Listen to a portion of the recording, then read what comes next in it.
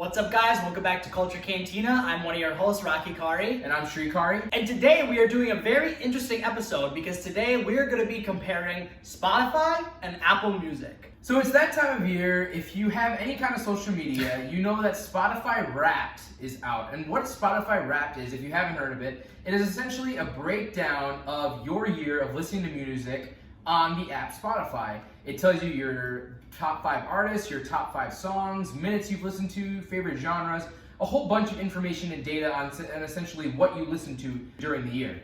And it's really interesting because a lot of our friends who use Apple Music during this time, this is what I feel like they're kind of on the fence, like, oh, should I change to Spotify? And that's why we feel that this is a key moment for us to give our opinion on this debate. So to start out, the one interesting thing is that a lot of people ask, does Apple Music have some type of Wrapped or year-end review thing? And I actually didn't know about this until today when we started filming this video, that Apple Music does in fact have something similar, but it's only, I think it's 99 of your most played songs of the year. But that's it. They don't have your top 5 artists, top 5 genres. It's literally just 99 of your most played songs, which I think makes it very lacking when it comes to seeing your year review, because it's not just songs. Like, artists and genres are a big part of what makes music, you know? Right. One unique thing about both of us is we both were longtime users of Apple Music. Years. Like, we were on iTunes, and then when Apple Music came on, we transitioned right away. Our library transitioned, and we were on there for years, and we liked it. And then we didn't know if we were missing anything. Yeah, and you're right. So at the end of last year, me personally, I saw a lot of people putting out their Spotify Wrapped on social media, and then as an Apple Music user, I decided to research and look. And I guess that there's also, what I heard is there's actually third-party websites that you hook up your Apple Music account to, and they kind of do a similar kind of data and get you that. I don't know if that's still consistent. I heard from you today about this list of 99 songs, but that's what I had to go through last year to try to get that. I didn't even end up doing it. I was like, I don't trust a third-party website. Yeah. Like, it's just, this should be in the app. So that's weird. I avoided that. In September of 2020, this year, we decided to switch over to Spotify. So now it's a pretty unique view that we have experience with both Apple Music and Spotify. And at least for me personally, the big thing is that made me approach you and say, hey, I think we should change to Spotify, was, you guys know we're really big Logic fans. We review No Pressure on this channel. And one day I got in my car and I was ready to listen to No Pressure, and I got this error message. We'll put it on the screen if I can find it, but it said, this song is currently not available in your region. I did tons of research and people were like, I have no idea why this is happening. Apparently a few days later, No Pressure came back. But I know that for other albums, even just random songs, this issue kept popping up. And from my research, I found that Spotify users did not have this type of issue. To not add on to your point, that was another big issue I had with Apple Music. Consistently, I would run into songs that I wanted to listen to, and I would look in my library, or I'd look on the streaming platform, and I'd find it, and it literally is grayed out, and you try to click it, and it just says those words, currently not available in your area.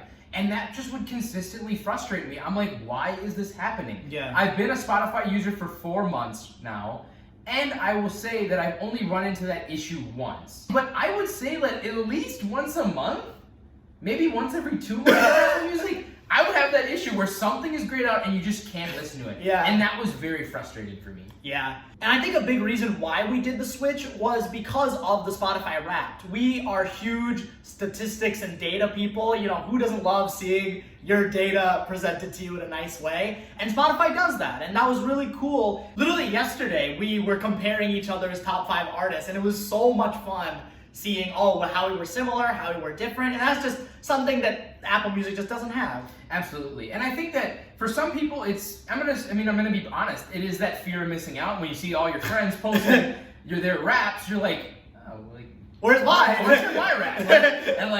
But for me, it wasn't even that. I haven't even shared my rap yet on social media. For me personally, I'm just genuinely curious, what did I listen to? What songs did I listen to more? Like, a year is a long time. And our data was skewed because we only had it for 4 months. We should preface that. But it's really unique to listen, wow, I didn't know that I listened to, you can kind of guess, okay, these artists are probably going to be on there, or these songs But then it kind of like, oh, I didn't think that that was there, and wow, I did this much minutes of listening. It's just really cool data that like I appreciate. One thing I want to mention when comparing Spotify and Apple Music is new music, or the act of finding new music. Because on Apple Music, I tried so hard to, expand my music taste, find something new, and a lot of times it was just randomly searching, like through playlists or the browse option. But the browse option's UI is really not that stellar. Meanwhile, you go to Spotify and you have the New Music Friday, a Release Radar tailored to you, a Discover Weekly tailored to you. You have the daily mixes, which have songs you liked and songs you have not listened to. Like, those are 4 huge ways every week to find new music, or in the daily mixes every day. Like, that's crazy. Yeah. You can just find so much music. I completely agree with you. Again, like I would listen to the same songs that I listen to all the time, same artists. I'm like, hey, there's a lot of music out there. How am I gonna find this? And I just didn't find. I know Apple Music has the radio feature. That I think that's the main avenue. I tried to use it a couple times. It just was messy. I didn't really like it. It just was hard to find new music that like wasn't just new and popular, but just like other kind of music that maybe it's been out for a while, but I just never got around to listening to it. But again, I agree with you. The New Music Friday, the release radar of all the artists that you like and follow, all their new songs get populated, or anything that's related. The Discover Weekly, like you said, it's all data and that is literally tailored to what you've been listening to and what you like. And I literally found myself liking a ton of songs on those playlists. Yep. And again, to your point, it updates every week, so it's always fresh. Another thing that I would say a benefit to Spotify is the podcasts. There's a lot of great podcasts out there. It has a very extensive library. Apple Music has the same library. I assume most of the podcasts that are on Spotify are on Apple Music, but this is one area I think is key. On Spotify, everything is in one app. On Apple Music, I literally have to go to another app called Podcasts.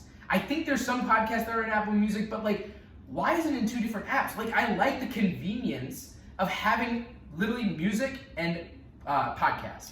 And I can just switch the tab and I can look at all I like and I can look at all new stuff.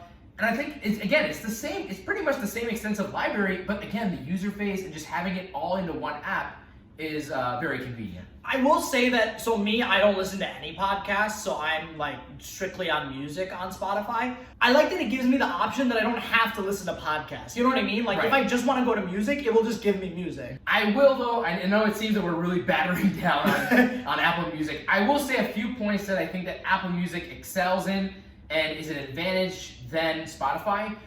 One is, and I think it's the reason we were with Apple Music for so long, was that it was such an easy transfer. Essentially, when Apple Music came out, all your music would just transfer onto Apple Music, so you didn't have to build your library up again. When we went on Spotify, it was really an extensive process to like and follow all these artists that I like and build my library from the ground up. It takes a lot of time. I still have not liked or added songs that I know I have on my Apple Music that I don't yet have on my Spotify, just because it's so much material. So that is one advantage that Apple Music has, is it's hooked you for so long, and you have that library accessible, and it's a lot to have to switch to the other. I mean, I think it's worth it, personally, for those who are on the fence because of that, but again, it is a disadvantage to Spotify. Yeah, I actually have a friend who is not going to make the transfer because of how hard and how time-consuming it is to transfer all your music, which I totally understand. Apparently, like you said, there's also third-party apps that help transfer, but it's probably janky. I don't trust it. But I do see that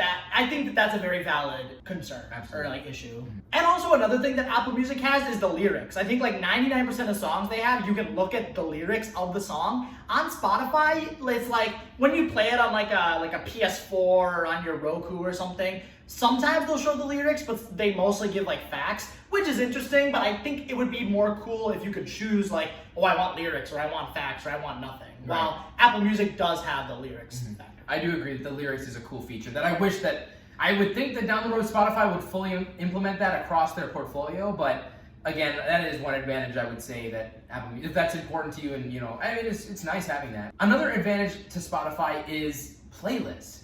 I think that the user interface is so unique, and the ability to make your own playlists and share them with others is just so user friendly.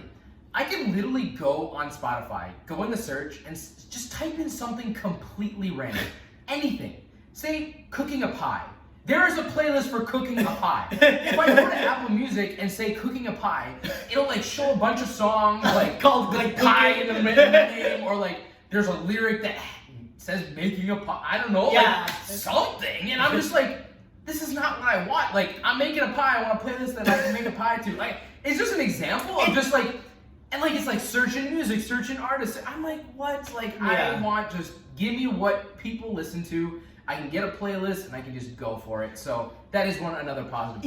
Even for nerdy people, like I know I've seen playlists that are like songs to listen to while playing Mario Kart or playing Smash. Like that's so cool. That's just awesome. Yeah. And it's not on Apple Music. It's not on Apple Music. Again, the conversation is very for Spotify up until this point. But I will say another thing that Apple Music has that Spotify doesn't. This isn't really Apple Music. This is more tied to iTunes. I do like that every Friday iTunes has a new music and it literally lists every single album that came out that day.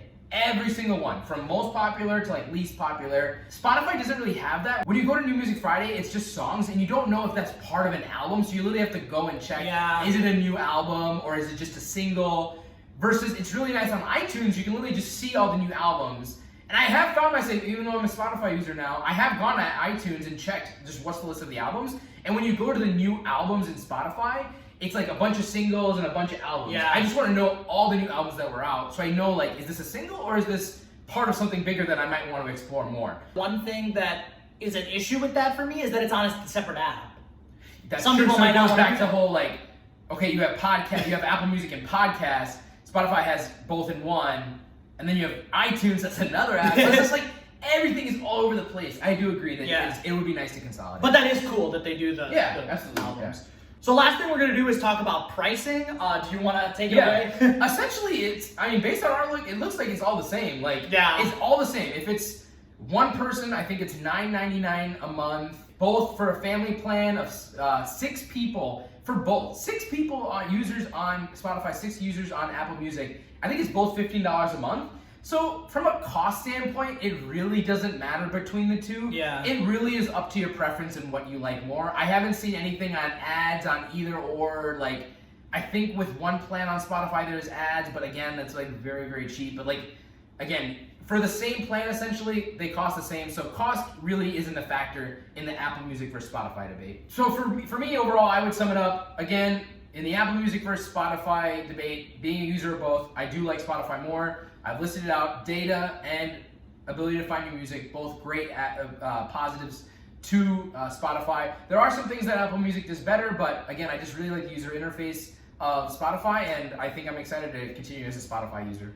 Yeah, same here. I'm really excited to see that our whole 2021 see that wrapped instead of just 4 months of 2020. And I think my music taste and my music palette has really grown with the way that Spotify feeds music, and I think that's the big factor for me. So Spotify, 2 thumbs up, but Apple Music, I guess it's just one side. It's a one side. Yeah, it's all right. So before we end this video, just for fun, we wanted to share our Spotify Wrap. So we're gonna put it on the screen right now, at least mine to start out. And I honestly wasn't surprised by the results. Maybe a little bit surprised of Michael Jackson, but I listened to a lot of him in September, so I wasn't too surprised on that. But yeah, Tyler the Creator, I love him so much, so I was not surprised of him being my number 1. And yeah, I thought it was really cool seeing it. Yeah, so I'm gonna put my playback up on the screen right now. Yeah, no, I mean, in terms of artists, I was really excited about Mac Miller being number 1. Mac Miller and his music is, I'm really, really appreciating it now, and it's awesome just re-listening to his entire portfolio. Again, it's just tragic what happened to him, but man, was he a talented guy, and I'm so happy to see him as number 1 on my, I just love his music, and I encourage you guys to check out Mac Miller.